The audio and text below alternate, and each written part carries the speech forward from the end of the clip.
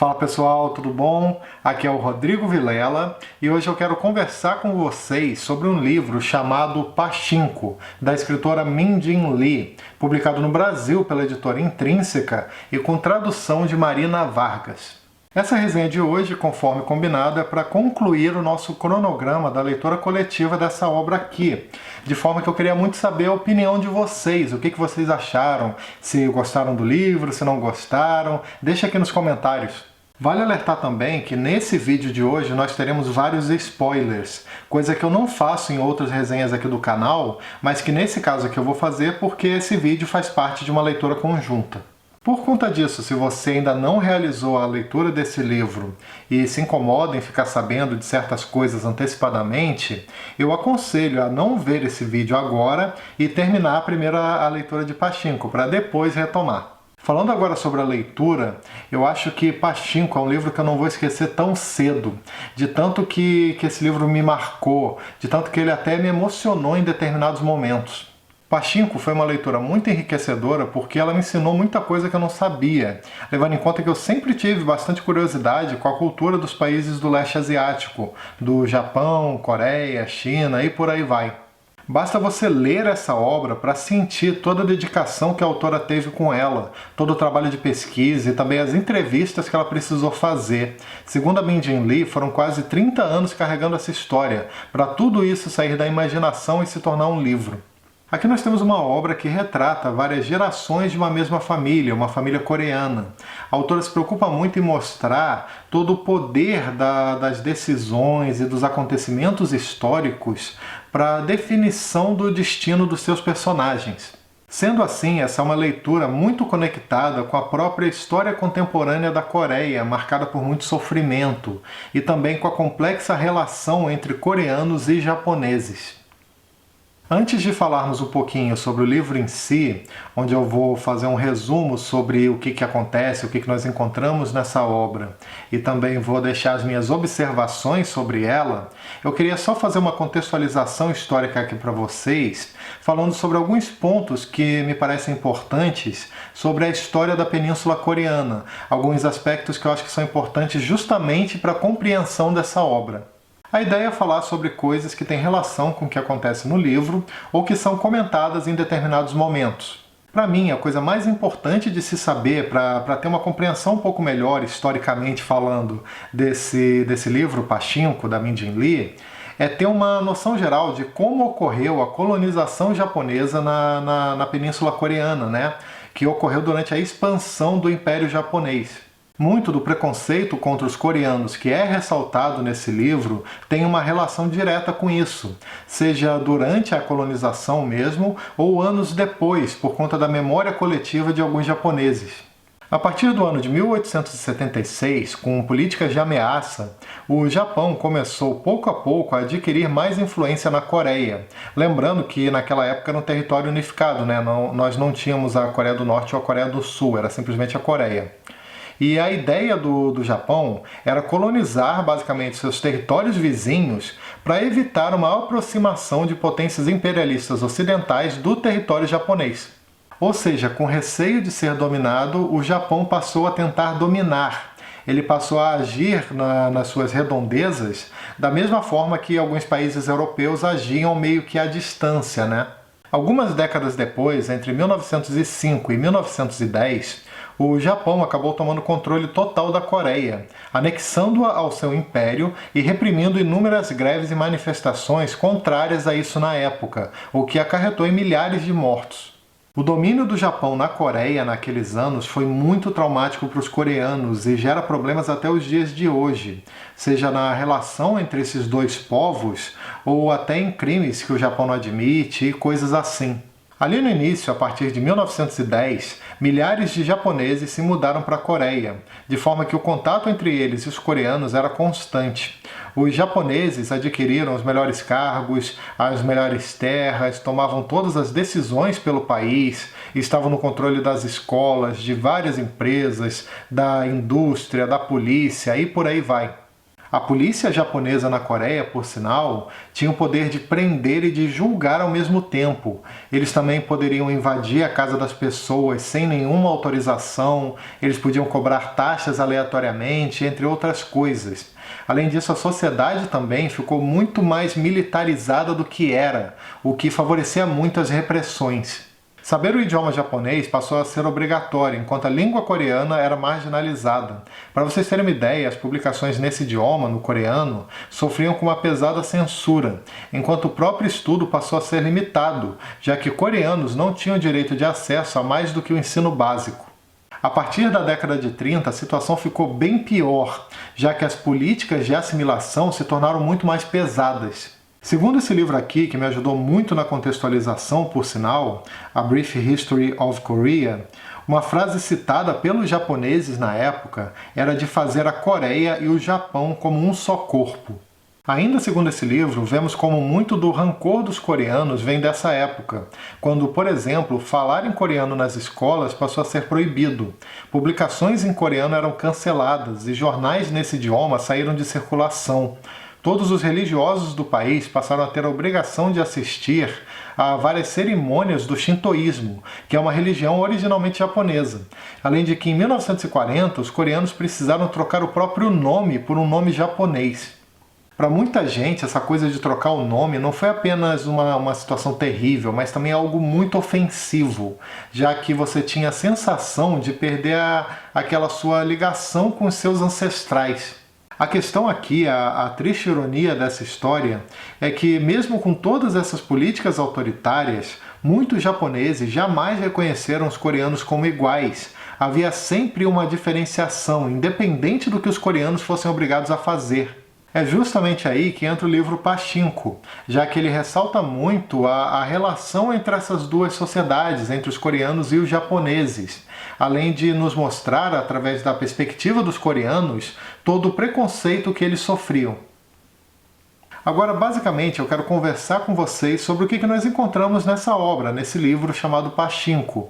A minha ideia aqui é fazer um resuminho, com spoilers, sobre o que nós encontramos nas 3 partes que compõem essa obra. Como eu falei antes, aqui nós acompanhamos a história de diversas gerações de uma mesma família. A autora conta tudo isso de forma cronológica. A primeira parte do livro se chama Livro 1, Goiânia, Cidade Natal, 1910-1933. A segunda parte do livro é o livro 2, Pátria Mãe, 1939-1962.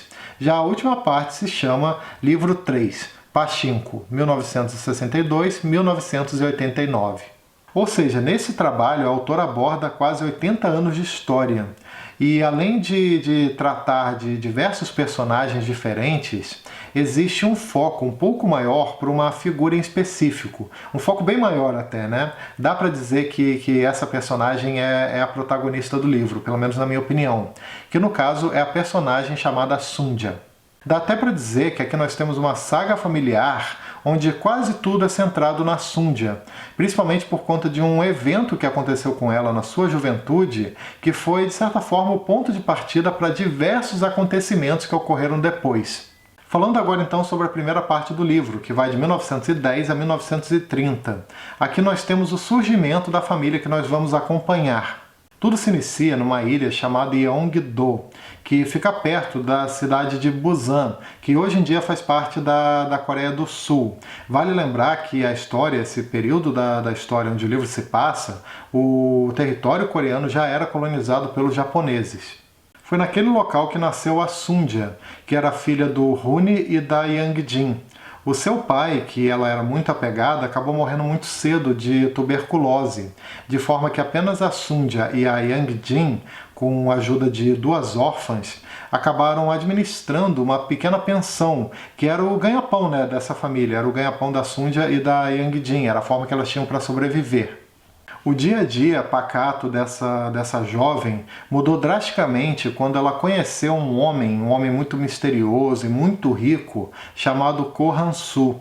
A partir daí, como sabemos, né, principalmente para quem leu o livro, a partir daí tudo na vida dessa personagem vai mudar. Foi um ponto de partida para coisas que vão acontecer logo depois, coisas muito importantes. A Sunja e o Hansu acabaram se relacionando e ela engravidou dele, de forma que ela ficou na expectativa, né, de anunciar essa gravidez quando ele retornasse de uma viagem. E quando ela anunciou, o Hansu assumiu para ela que ele tinha família no Japão, na cidade de Osaka, no caso, né, ele tinha uma esposa e 3 filhas. E não querendo ser amante de ninguém, a Sunja se afastou dele. A questão é que ser uma mãe solteira numa sociedade tão tradicional como aquela era algo bastante problemático. A Sunja, por exemplo, seria considerada como uma mulher sem honra. Ela seria rejeitada, ela e o seu filho seriam rejeitados por todos, e também a criança nem sequer teria direito a ter um sobrenome. Tudo mudou quando numa certa noite chegou na pensão um pastor protestante, um jovem pastor protestante chamado Baek Izak, que chegou por lá. Ele era um homem muito diferente, né, que destoava bastante das pessoas que se hospedavam naquele local. Ele era muito bonito, muito arrumado, né, parecia ter bastante dinheiro. E ele queria se hospedar ali para passar algumas semanas, já que pouco tempo depois ele pretendia ir também para Osaka, né, a mesma cidade da família do Hansu. Ele pretendia ir para o Japão para ficar com seu irmão que vivia ali. Só que o Izak, pouco depois de se hospedar, acabou adoecendo, sendo obrigado a ficar muito mais tempo naquela hospedaria do que o esperado. Se não me engano, ele ficou 3 meses, até conseguir se recuperar minimamente. Isso tudo sob os cuidados da Sunja e da Yang Jin. Como forma de gratidão por toda a ajuda que aquelas 2 mulheres lhe deram no momento de extrema dificuldade, o Izak se ofereceu para casar com a Sunja, o que seria uma maneira de evitar a desonra daquela jovem. Os dois acabaram então se casando e viajando pouco tempo depois para o Japão, local onde eles iriam viver na companhia do irmão do Izak, um homem chamado Yosebe, e também da sua esposa, Kyung-gi. Naquele novo país, o casal então passou a sentir na pele as enormes dificuldades de você ser coreano em meio aos japoneses, todo o preconceito que eles sofriam e também as enormes dificuldades também de conseguir um trabalho ou uma moradia digna. Várias coisas acontecem a partir daqui, né?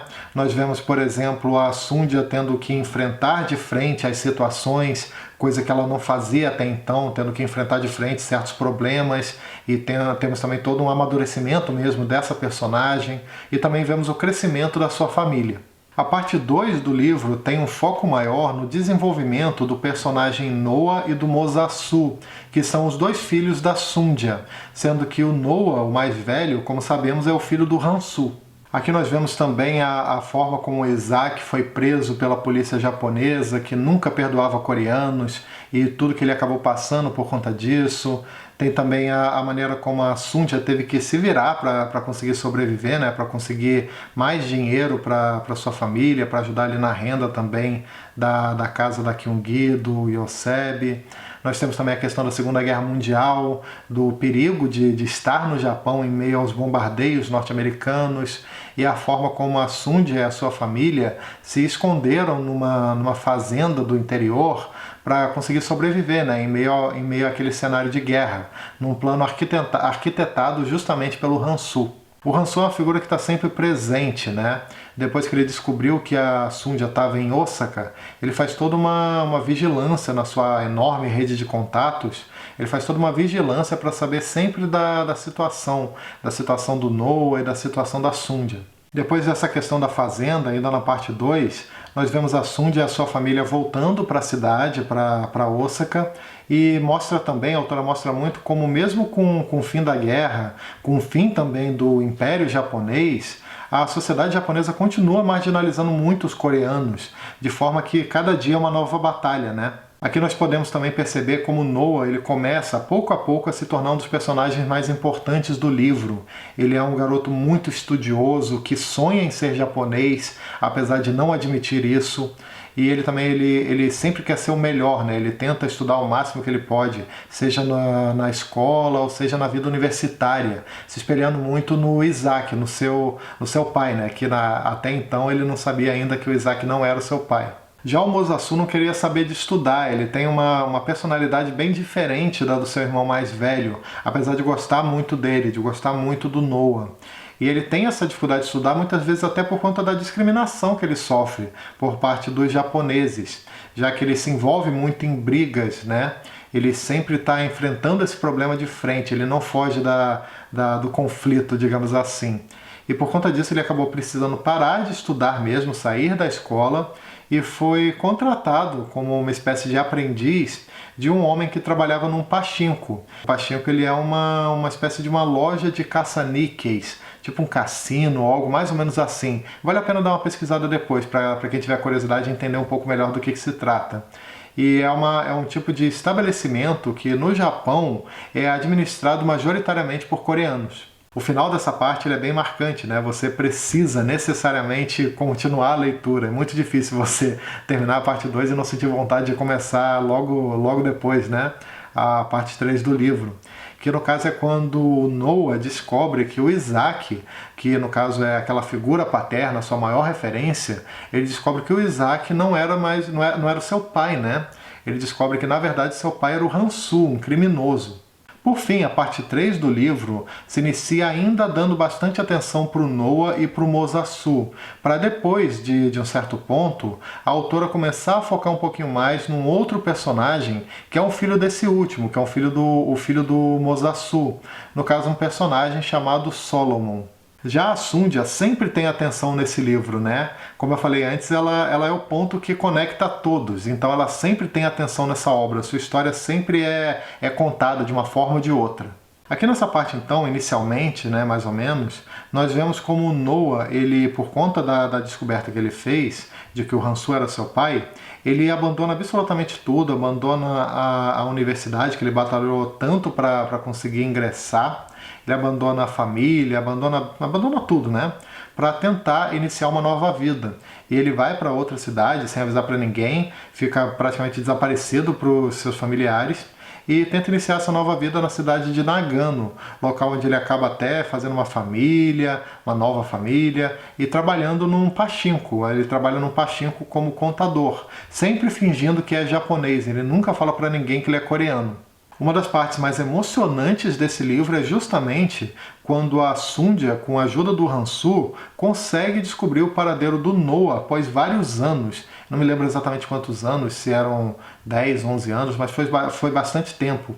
E aí ela descobre o paradeiro dele e tem contato com seu filho depois de tanto tempo.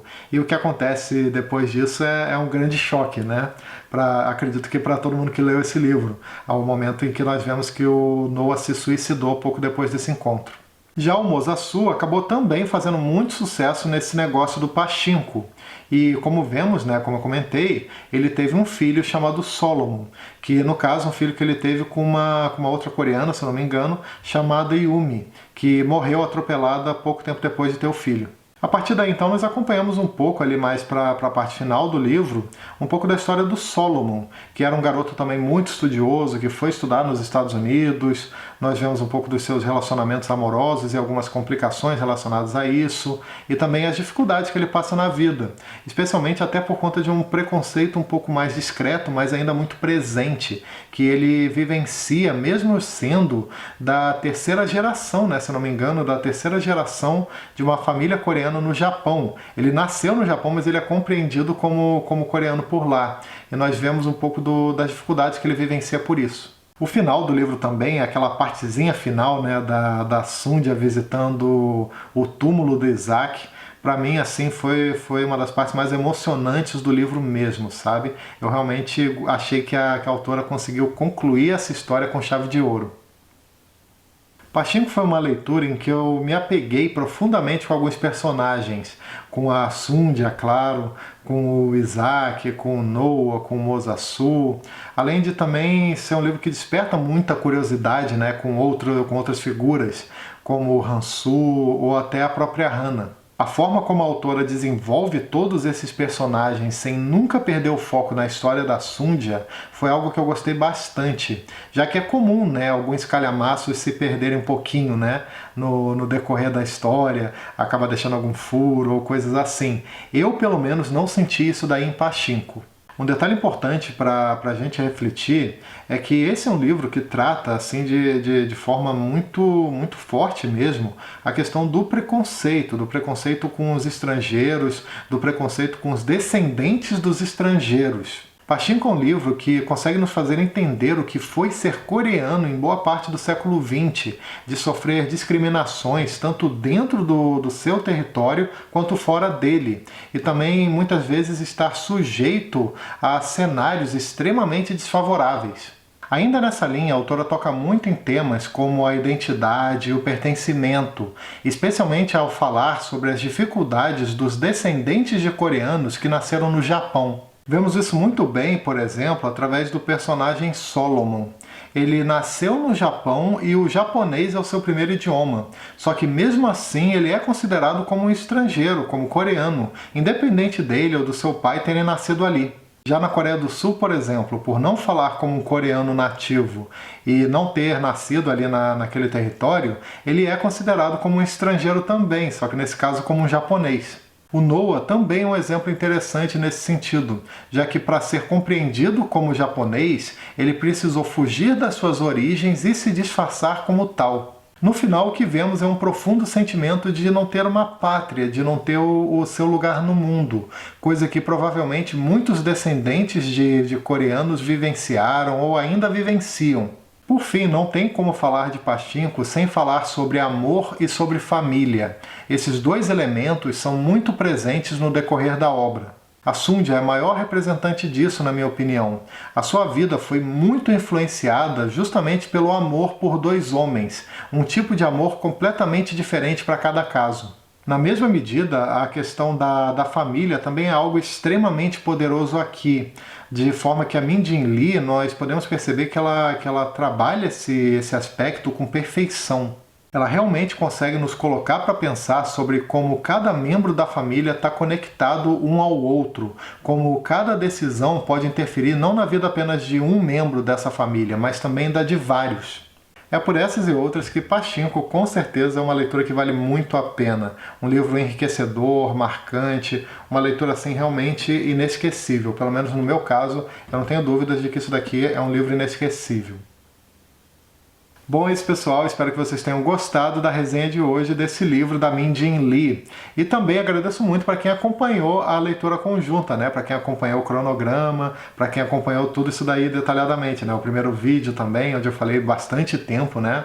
Sobre vários aspectos da parte 1 dessa obra. Aproveito também para lembrar, como sempre, que todo domingo às 18 horas tem vídeo novo aqui no canal. E se você gosta do conteúdo do canal e tem interesse em ajudar de alguma maneira, eu vou deixar aqui embaixo na descrição o link do Apoia-se, onde você pode se tornar um colaborador do canal e receber algumas recompensas por isso, e também alguns links da Amazon, inclusive o link desse livro que eu comentei aqui hoje. E aí, ao clicar nesses links e efetuar qualquer pedido de qualquer coisa logo depois, o canal recebe uma pequena comissão. Também não esquece de dar uma curtida, que ajuda bastante, de se inscrever aqui embaixo para ficar sabendo das novidades, de clicar no sininho para receber as notificações e de me seguir nas redes sociais. Beleza? Então é isso aí. Até o próximo vídeo. Tchau!